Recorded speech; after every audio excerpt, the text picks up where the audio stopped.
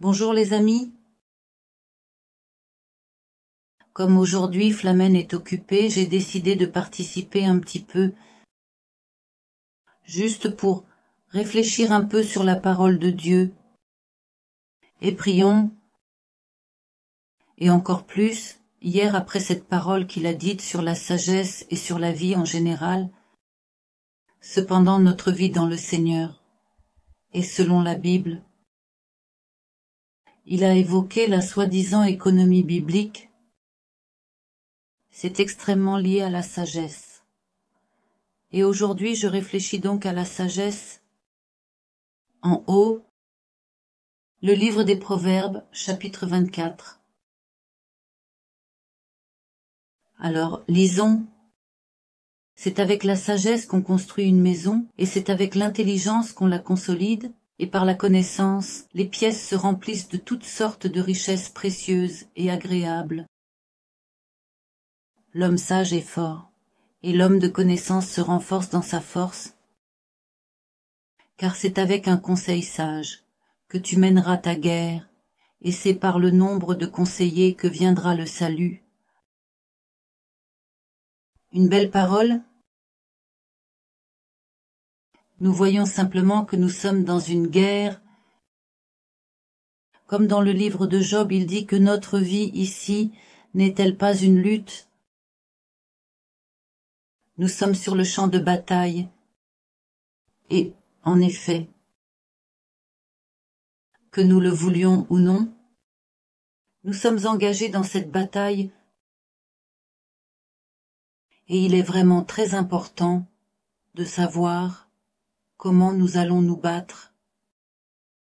De quelle manière allons-nous mener notre vie, car toute notre vie, que ce soit à la maison, au travail, dans les affaires, dans le service, partout, c'est simplement une lutte. Ici, on parle d'une maison. Pour sa construction, comme nous le voyons, il y a la construction de la maison. Il y a une consolidation, il y a un remplissage de cette maison, n'est-ce pas? Il y a un processus, et tout ce processus ressemble à une bataille, parce qu'il y en a souvent, beaucoup, une grande résistance à tout cela. Le but de notre Seigneur est de nous donner sa parole et de nous aider de toutes les manières. En fin de compte, notre maison doit pouvoir être fondée sur un rocher solide, sur le Seigneur Jésus-Christ, sur la seule roche stable, pas sur les opinions humaines, pas sur les sables, pour que cette maison puisse être construite et qu'elle puisse se consolider et qu'elle soit remplie de toutes sortes de richesses précieuses et agréables, comme il est écrit ici. Et spécialement dans ce chapitre, je veux attirer l'attention sur certains conseils que le Seigneur nous donne. Nous voyons que l'homme sage est fort. C'est avec la sagesse est une force. Nous parlons bien sûr de la sagesse qui descend du Seigneur. C'est une force. Et un homme avec de la connaissance se renforce dans la force, car avec un conseil sage, tu mèneras ta guerre. Tout simplement, le conseil est extrêmement important pour nous. Et cela signifie qu'une personne s'humilie, mais ne dit pas « Je sais comment faire mon travail ». Tu ne m'apprends pas ou ça ne m'intéresse pas ce qui est écrit ici ou ce qui est dit. Je sais comment je m'en sors. Ce n'est pas raisonnable. Le Seigneur nous conseille d'écouter ses discours et à sa parole, et de cette manière, nous devons mener notre guerre si nous voulons avoir du succès. Si nous voulons que cette guerre se termine bien, et par la suite, je ne vais pas m'arrêter sur tout le chapitre, mais j'ai trouvé quelques conseils que le Seigneur nous a donnés. Comment pourrions-nous mener cela de manière plus réussie? notre guerre dans notre vie, dans notre quotidien. 1. Je veux attirer l'attention sur le fait que la sagesse est comparée à un rayon de miel. Nous connaissons le miel. Comme c'est bénéfique, elle a une influence sur l'organisme humain, et combien c'est une nourriture merveilleuse, c'est tout simplement une nourriture. Incroyable. Comment les petites abeilles la créent. Comment cela apparaît? C'est tout simplement que le Seigneur nous donne une option prête à être consommée. Et la sagesse est comparée au miel. Autant que je sache, le miel est la seule nourriture qui, pendant de nombreux siècles, peut ne pas se gâter. Le miel peut durer très longtemps. Ils ont découvert beaucoup de choses. Là-bas dans les pyramides, il y avait une sorte de récipient de lait dans lequel il n'avait pas bougé depuis des siècles. Donc la sagesse est quelque chose d'extrêmement précieux. Et si nous réfléchissons à la parole de Dieu qui en fait est la véritable source de la sagesse, nous aurons certainement du succès dans notre vie. Et nous ne devrions pas nous inquiéter du fait que nous pouvons trébucher, tomber et faire des erreurs. Nous sommes humains. Et en gros, la plus grande erreur que nous puissions faire, eh bien, ne rien faire, comme ce serviteur qui a enterré son talent. Vous avez peur d'un malentendu. Adieu. Et de fait, il n'a rien fait. Nous ne devons donc pas avoir peur des erreurs, car c'est ce que la parole nous dit, car même si le juste tombe 7 fois, il se relèvera. En fin de compte, même si nous faisons des erreurs, nous tombons. En nous secouant, nous nous humilions, parce que parfois, le fait que le Seigneur permette que nous tombions n'est pas si mauvais. Ça peut sembler très désagréable, n'est-ce pas? Mais c'est aussi assez humiliante. En aucun cas, mais c'est aussi assez humiliante. Parce que tu comprends que tu es juste un être humain ordinaire, ce que tu es finalement. Tu as écrasé l'oignon, d'une certaine manière. Tu renonces à toi-même, comme dit Ésaïe, lève-toi, saint, car la lumière est venue pour toi, et la gloire du Seigneur t'a illuminé. Donc celui qui est tombé, je t'encourage dans quelque chose, se lever, s'élever, s'humilier, te secouer, c'est-à-dire te débarrasser de la chair. C'est ça. Tout ce qui te liait de l'extérieur, dans la chair, et continue d'avancer, parce que les méchants sont ceux qui trébuchent dans le mal. Et ici, je veux juste souligner que certaines personnes disent « Eh bien, j'ai été tenté par ceci, j'ai été tenté par cela. » Regarde ce qu'il dit, Vishal. Qu'est-ce qu'il dit? Regardez les gens, nous pouvons trouver de nombreuses excuses et de nombreuses choses pour décider de nous séduire. Généralement, cela est fait par des personnes qui ils cherchent juste des échappatoires pour ne pas marcher sur le droit chemin. Bienheureux celui qui ne se laisse pas tenter, encore plus quand nous avons emprunté le chemin au Seigneur. Notre regard ne doit pas être sur les gens, parce que les gens sont des gens. Nous faisons tous beaucoup d'erreurs, nous faisons beaucoup de bêtises. Notre regard doit être sur notre Créateur, qui ne nous décevra jamais, et il ne nous laissera jamais. Il est toujours avec nous. Il est toujours de notre côté, tant que nous sommes du sien. Donc, nous ne devrions pas nous laisser trébucher dans le mal, que nous avons vu chez certains ou que nous avons entendu, et ainsi de suite. Et si nous avons vu et entendu, nous pouvons prier pour que la personne s'améliore et continuons d'avancer.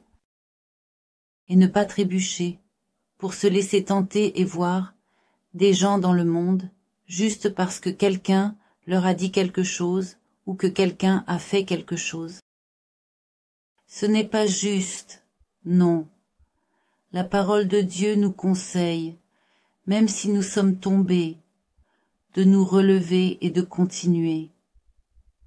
J'ai trouvé quelques conseils ici. D'ailleurs, je vous recommande le livre des Proverbes.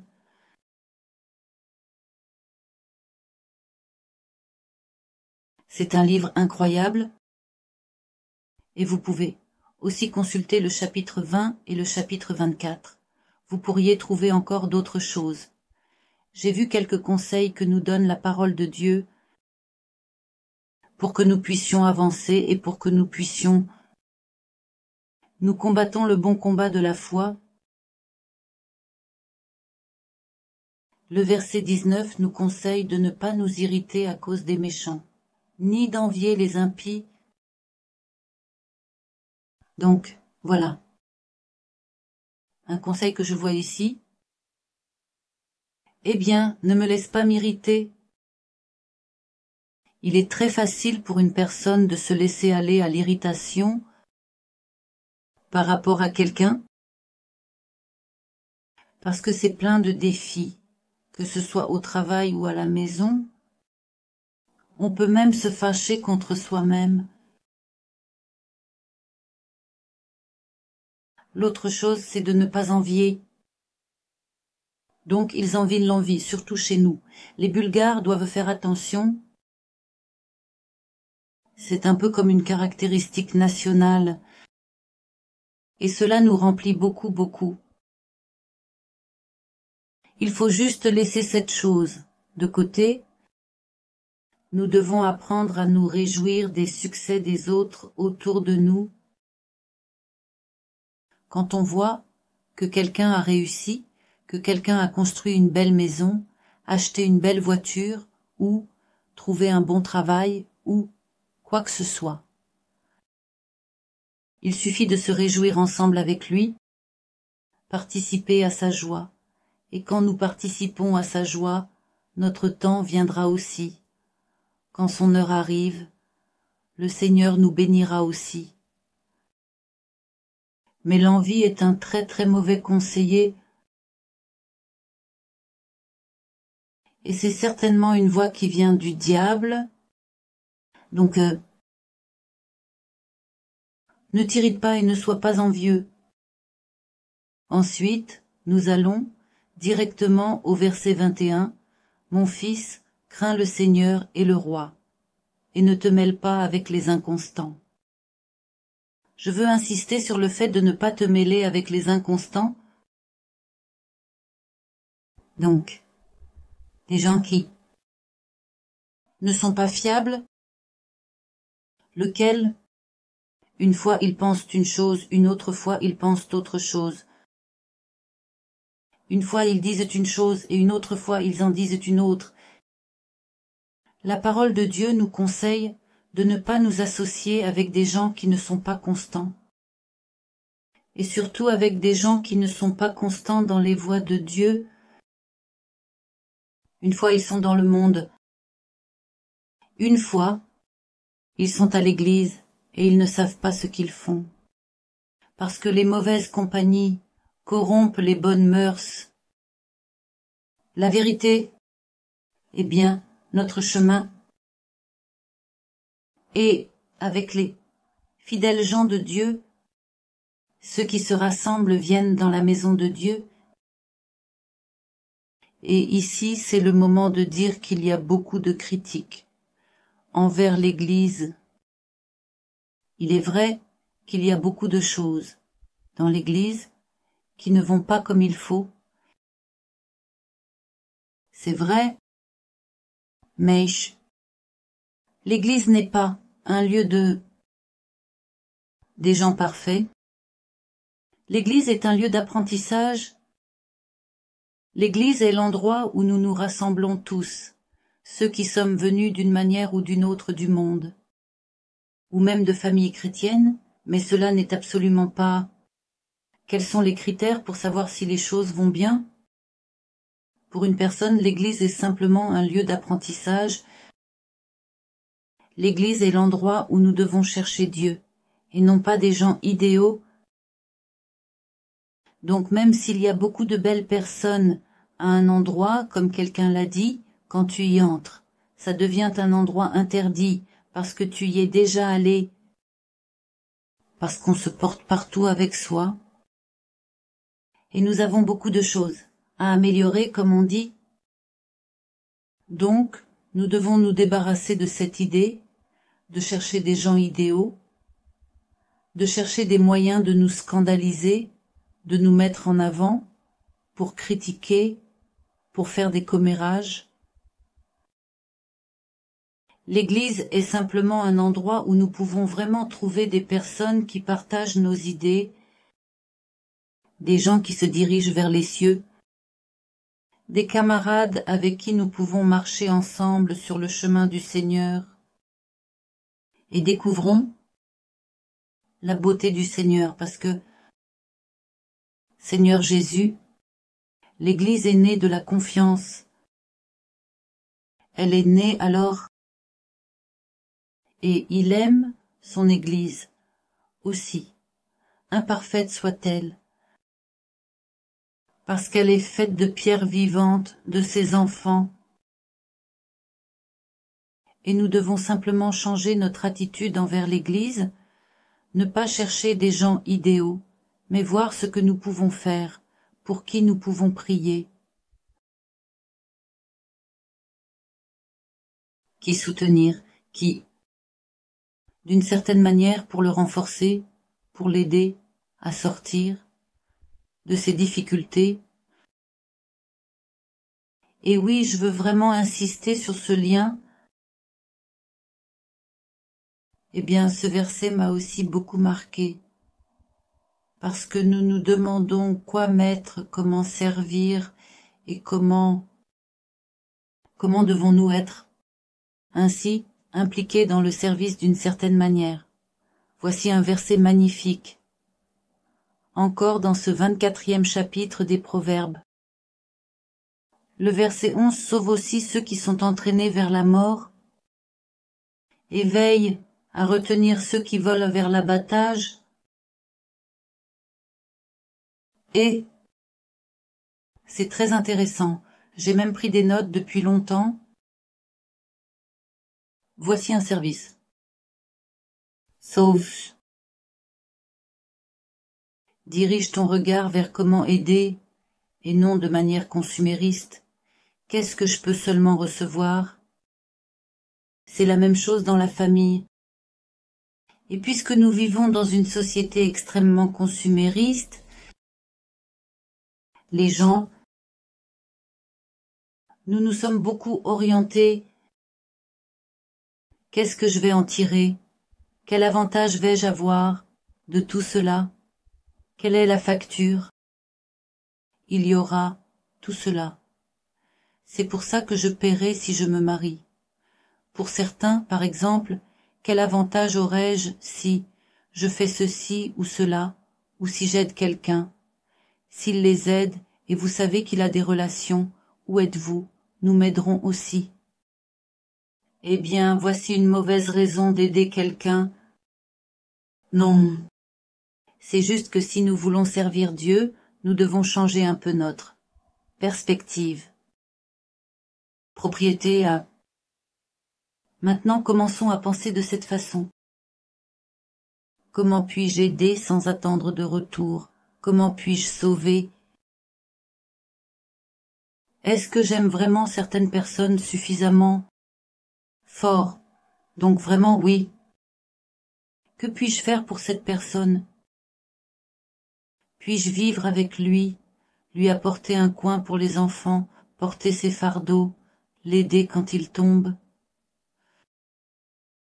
Et pas seulement regarder, comment il va me porter, parce que ce n'est pas vraiment de l'amour, et il est plus heureux de donner que de recevoir. En fin de compte, c'est la parole de Dieu, et si nous vivons avec la foi que nous serons vraiment plus heureux par heureux, c'est-à-dire par oint, heureux signifie oint, de Dieu. Heureux, n'est-ce pas, heureux avec du beurre?